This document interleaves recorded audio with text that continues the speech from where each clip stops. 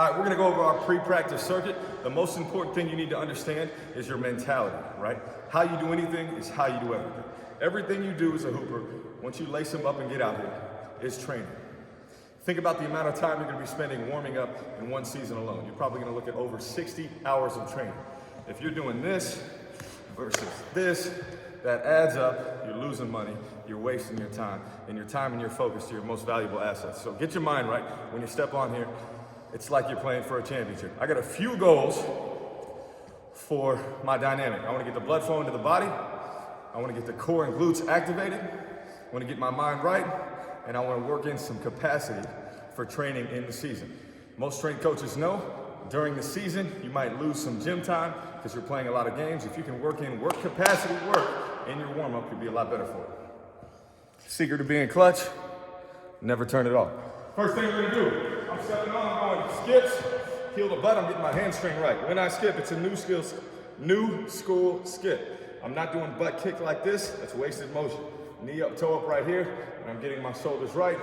Get you a little bounce, get going, kind of skip, heel to butt. I'm taking it half court, I'm taking it back, single arm, single leg, same arm, single leg, hit the back stroke. I'm gonna do this 2 to 3 times. Once I finish that, I'm gonna start some lateral movement. Going down, feet square, not dragging my feet, not clicking my heels. Arm swing over the top, nice and tall, nice and smooth. Get the half court, I'm dropping levels, staying square, hands underneath the knees, staying smooth. Now we're gonna be stationary. I'm gonna start with a great squat. A squat's gonna give me a lot of feedback. I'm gonna find out how well you can bend, how well you can move. I'm looking for breaking with the hips. My shin angle and my core, my back are about the same. I'm finishing the movement. I'm squeezing here, and squeezing here. I want to connect with my mind-muscle connection.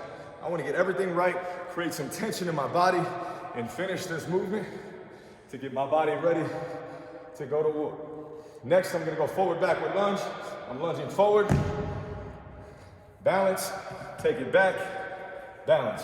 So deep lunge, sink the hips, chest is up, 90-90, push, sink, push. I'm not worried if my knees come over my toes, but I'm getting some mobility while I do that.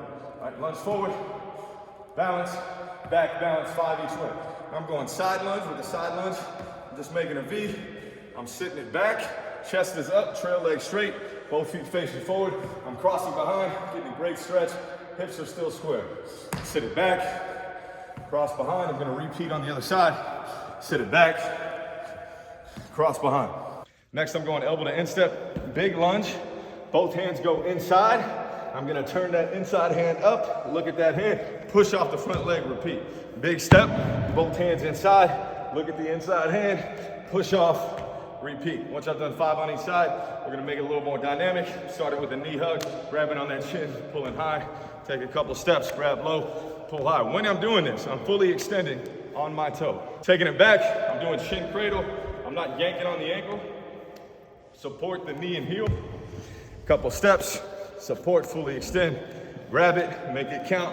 I actually have a slight lean forward. I'm going quad stretch down, opposite hand, opposite leg. Grab, pull. Again, I'm gonna make this count. I'm not just grabbing. I'm getting something out of this. Grab, pull.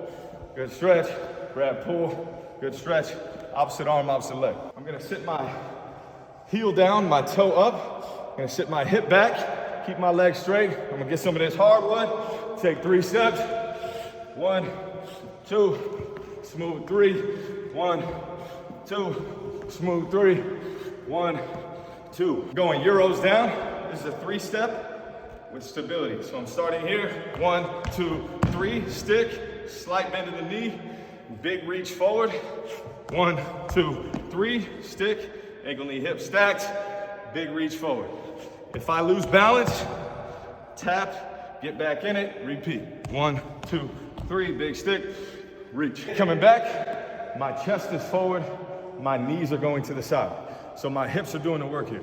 Staying forward, get a nice athletic bounce, snap the knee open on each side, really trying to work my hip. All right, we're gonna go back to some stationary work. I'm gonna find a wall and a little bit of space. I'm leaning in, so solid from my ankle to my shoulder, I'm engaged. I'm gonna do some leg swings. On these leg swings, I really need to be intentional. You see people doing leg swings all sloppy. We're on purpose with purpose. Right here, we're trying to attack the hip. My toe is facing the wall the whole time, and I'm under control. I'm not moving everywhere. I'm locked in my body, just moving at my hip. 5 on the right, 5 on the left. Once I finish, I'm gonna change the plane, arms linked from the wall, core's engaged. I'm going forward and then bending my leg at the back. The quad is a 2-joint muscle, so I'm gonna work it on the back side by bending the leg, forward, back. Try to keep your core engaged. Then I'm going back to the wall, same position I was in. Again, working the hips, the knee is bent, circle forward, I have 5, circle backward, I have 5. Really targeting the hips, try to keep everything engaged and ready to go. As you guys know, the hip is a ball and socket joint and crucial for the bounce. Now I'm gonna get the core fired up a little bit. I'm gonna be in a plank position and I'm gonna go plank opposites. So I'm staying solid and just lifting my opposite arm and opposite leg, winging that arm and lifting that leg. If that's too difficult, just simply lift the leg and think core stability and hold that. Then I'm going to my side, stacking. If this is difficult, this becomes the exercise. If I got this down, I'm gonna lift that top leg 10 times. Once I finish, I'm gonna put that top leg down and have the bottom leg up, and I'm gonna swing that leg through. I'm really getting great work on that adductor. Then I'm gonna repeat on the other side. Stack, 10, top leg down, swing the bottom leg through, 10. So it's time to get the glutes right. So I'm using a slingshot right here. Any mini band would work. If you have a super band, you could use it as well, but we're gonna show you with the slingshot. So I got the slingshot. This is not tension on the band. Obviously, you saw the drop, tension on the band. So I wanna stay wider. My feet never wanna be closer than that. I'm gonna use a super band to get my shoulders right. So I'm getting some shoulder stability. Nice band, pull apart, solid. I'm staying low, big step, under control. My upper body's working, my core is working, my glutes are talking to me. My glutes are getting fired up. I'm staying solid. I go to half court, under control, and I repeat, never getting out of the play, never taking a break until I finish the exercise. So stay in the play, keep the band pulled apart, keep the mini band doing its job, stay solid, put your mind right. Band right above the knee, I'm able to touch the heel. Right here, that's important. Elbow underneath the shoulder. Nice little side plank. Keep my feet together. Open my hips up. Squeeze my glute. Open my hips up. Squeeze my glute. 10 on the right. Same setup. Can touch. Hips up. Open and squeeze. Open and squeeze. Once I finish that, classic hip thrust.